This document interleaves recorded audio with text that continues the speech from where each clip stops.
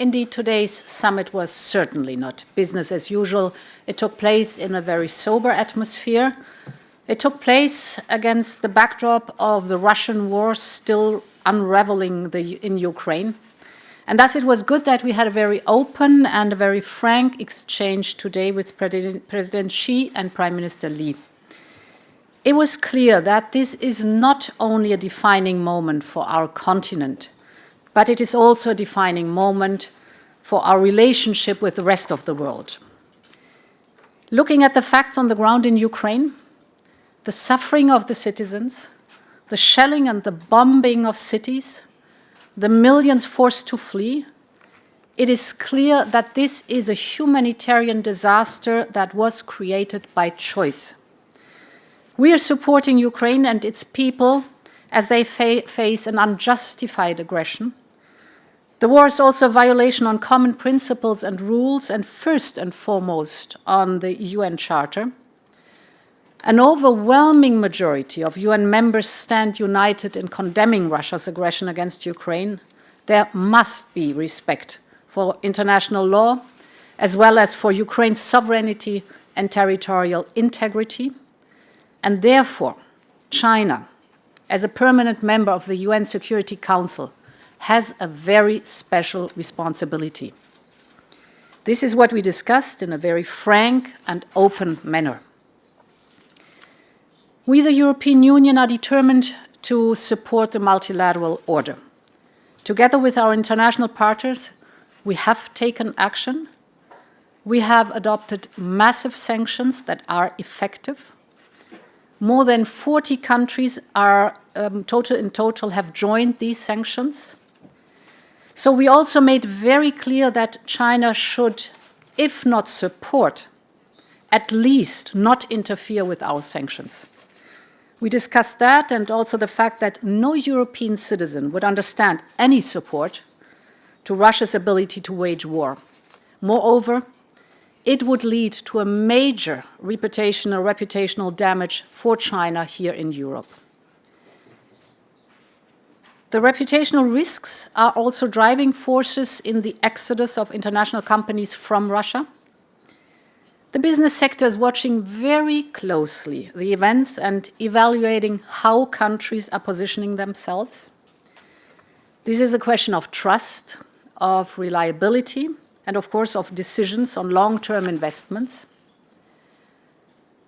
Let me remind you that every day China and the European Union trade almost 2 billion euros worth of goods and services, and in comparison, trade between China and Russia is only some 330 million euros per day. So a prolongation of the war and the disruptions it brings to the world economy is therefore in no one's interest, certainly not in China's.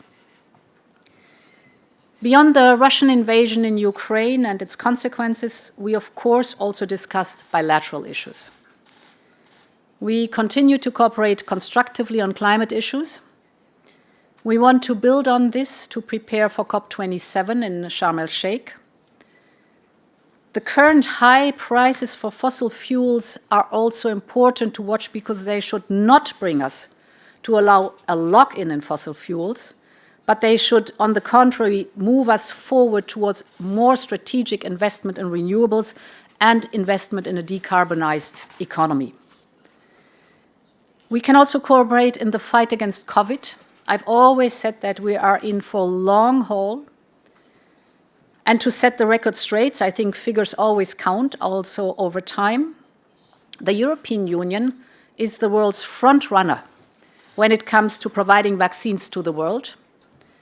To date, the European Union has exported over 2 billion doses of vaccines, of which over 400 million are donated, 85 through COVAX. China, in comparison, has exported 1.2 billion doses and donated 115 million doses bilaterally, and via COVAX 220 million doses. Of course, we acknowledge that Omicron is hitting China hard. 30% of its economy and 25% of its population are in lockdown right now. So we have a mutual interest in ensuring widespread vaccination with the effective mRNA vaccine technology to stop the pandemic. We see by experience here in Europe that the best protection against Omicron's impact is full vaccination and boosters. In Europe, 70% of the population are fully vaccinated and 52% are boosted. And we're always willing to share expertise and support in this matter with China. But we also made clear to China that a number of important differences need to be addressed. China must stop its unjustified trade measures against Lithuania, which violate WTO rules and disrupt the EU's internal market. Until it does, we will pursue our case in front of the WTO. China must also lift its sanctions against members of the European Parliament. It must address global concerns on human rights and labor rights, in particular as concerns the situation in Keqiang region.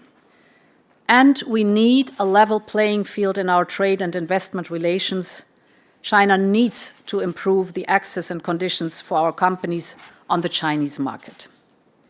So to conclude, this summit was an important opportunity for us to convey Europe's deep concerns about Russia's war and aggression against Ukraine and our determination not to let it stand.